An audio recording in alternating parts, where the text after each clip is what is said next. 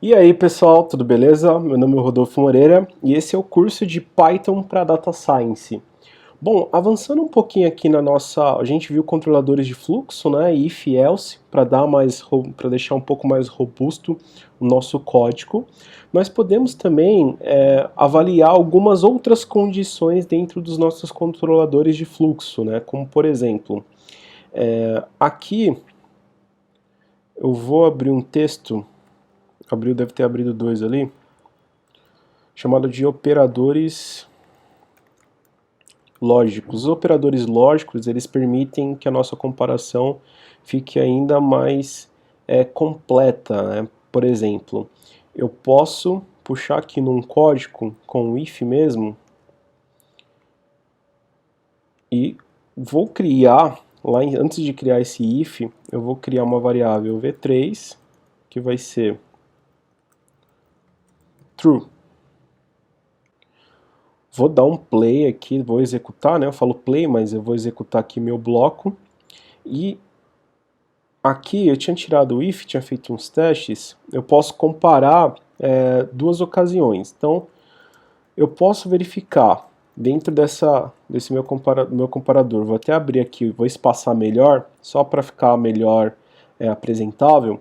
Então, V1 é maior que V2.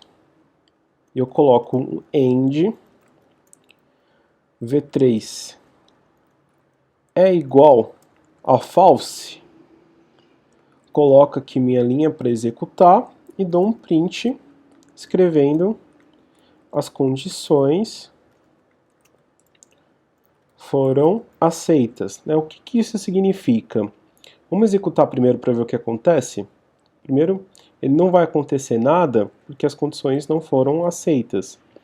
Eu vou dar um else só para que ele não fique em branco e vou colocar condições não aceitas. Porque o que acontece, né? A gente tem duas variáveis, a gente tem a primeira comparação das variáveis para verificar se o V1 é maior que o V2. Aqui, olhando diretamente, a gente sabe que é, e a gente coloca um AND. V3 é igual a false.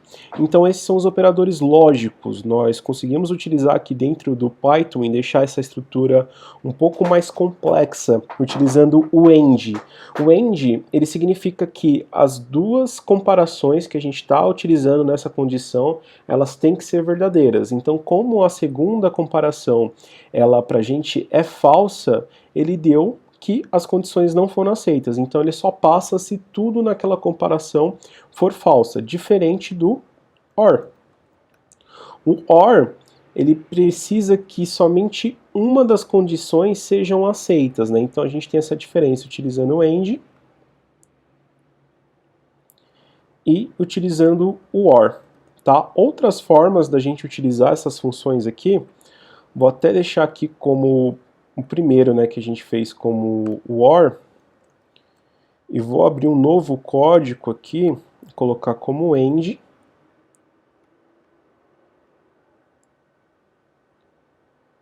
E outras formas que a gente pode utilizar para fazer esses comparadores, se a gente não quiser digitar o nome em específico, né, que tem gente que prefere colocar tudo dentro do código. Para utilizar o OR, a gente pode utilizar um pipe. Aí esse pipe ele faz a condição, e para utilizar o AND,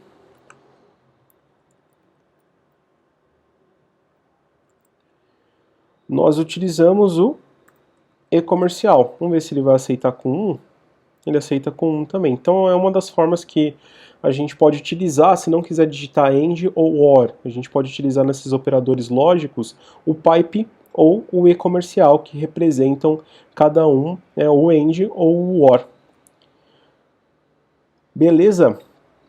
Bom, pessoal, então das comparações, a gente já viu aqui as comparações, né, com os controladores de fluxos, mais conhecidos popularmente como if-else. A gente viu o else-if, que permite a gente construir um comparador de fluxo mais complexo, e a gente viu os operadores lógicos, né, que permitem fazer mais avaliações dentro das nossas condições.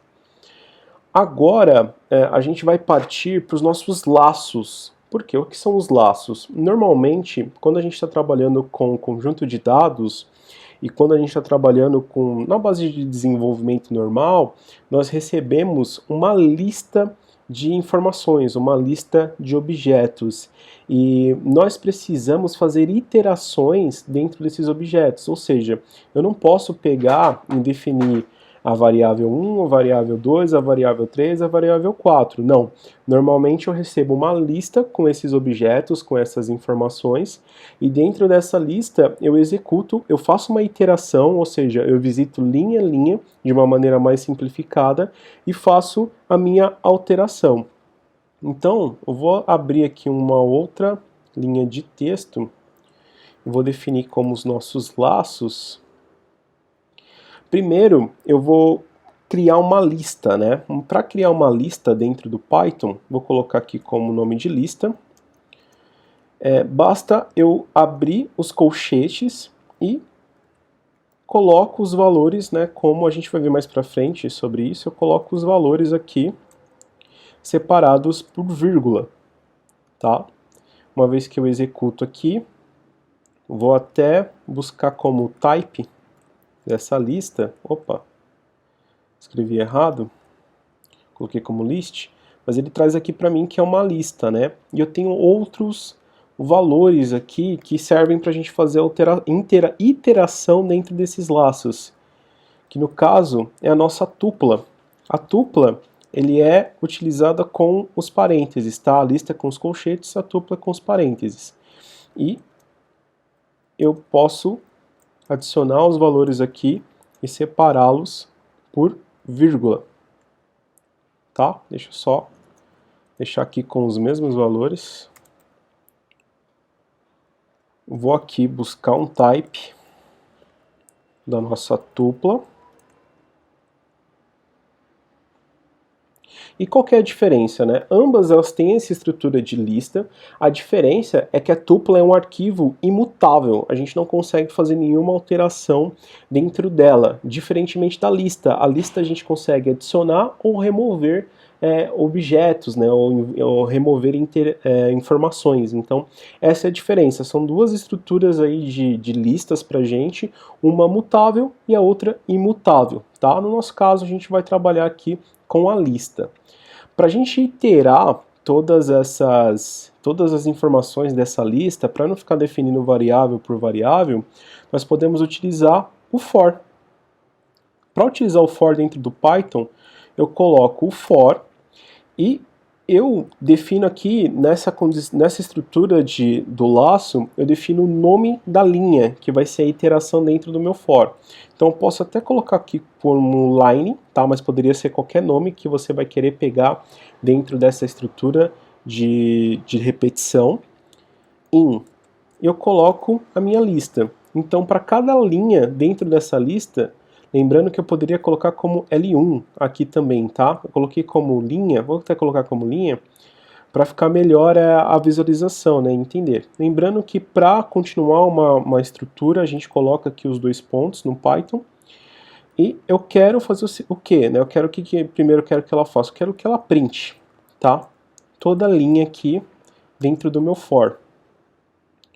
Então, ele saiu da estrutura, né? Se eu executar aqui, vou até abrir um código antes, tá? Eu posso clicar, toda vez que eu clico dentro do Jupyter, na célula atual e peço para ele abrir um novo código, um novo texto, ele abre abaixo, tá?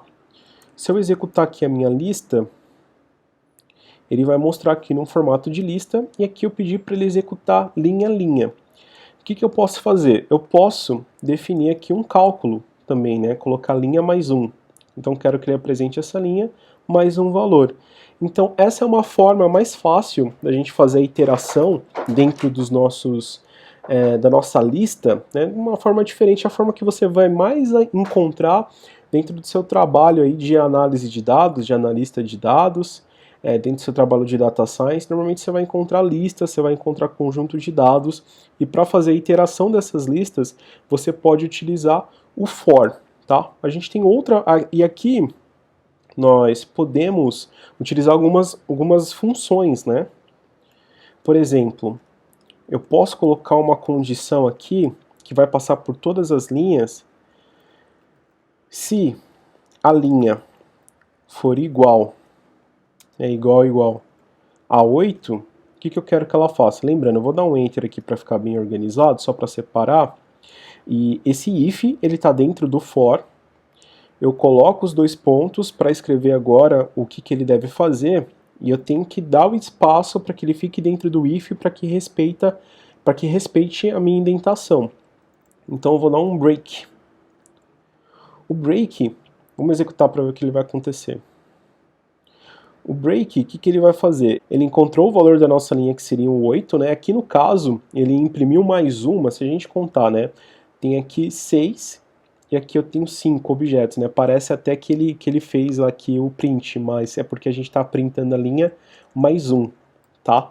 Se eu tirar a linha mais 1 aqui, ele simplesmente para no 8, então ele dá um break. O que eu fiz isso, né? Eu fiz para mostrar para vocês como é que funciona essa iteração. A gente consegue ainda, dentro dessa interação, fazer as funções. Então a gente visita linha a linha e a gente vai fazendo alterações em determinadas linhas. A gente consegue deixar esse código ainda mais inteligente, tá? Vou separar as dois fors que a gente fez aqui. Vou colocar o for com a linha mais 1. E vou tirar o break. E aqui eu deixo ele printando somente a linha e eu crio mais um controle de fluxo aqui para ele parar toda vez que ele encontrar uma linha que for igual a 8. Beleza? Pessoal, outro laço de repetição que vocês vão encontrar trabalhando com Python é o while. O while, ele tem uma estrutura que ele executa uma iteração, ou seja, ele roda linha a linha, enquanto a condição dentro do while for verdadeiro, né? Vamos criar aqui algumas variáveis para mostrar aqui como é que funciona o while. Eu posso colocar aqui o x, que seria a quantidade de iterações que eu quero que ele execute, que seria 10. E aqui eu coloco o meu total. Total eu coloco como 0. Então o que eu quero fazer? X é maior ou igual a total, enquanto essa condição for verdadeira, eu quero que ele itere, eu quero que ele execute uma determinada rotina. Então, o que eu vou fazer aqui? Eu vou dar um print total mais 1. Não, vamos dar um print total, porque se eu executar dessa forma aqui, ele simplesmente vai executar infinitamente, porque o x ele vai continuar maior ou igual a total. Então, nessas interações, normalmente a gente pega essa variável que continua, que é a variável iterativa, que a gente deu o nome de total. Vocês podem encontrar aí pelo mundo afora como i, a gente coloca ela é igual a ela mais 1. Eu coloquei como 100, vamos colocar como 15, porque senão a gente vai estender muito aqui o tamanho que vai ficar o Júpiter, tá?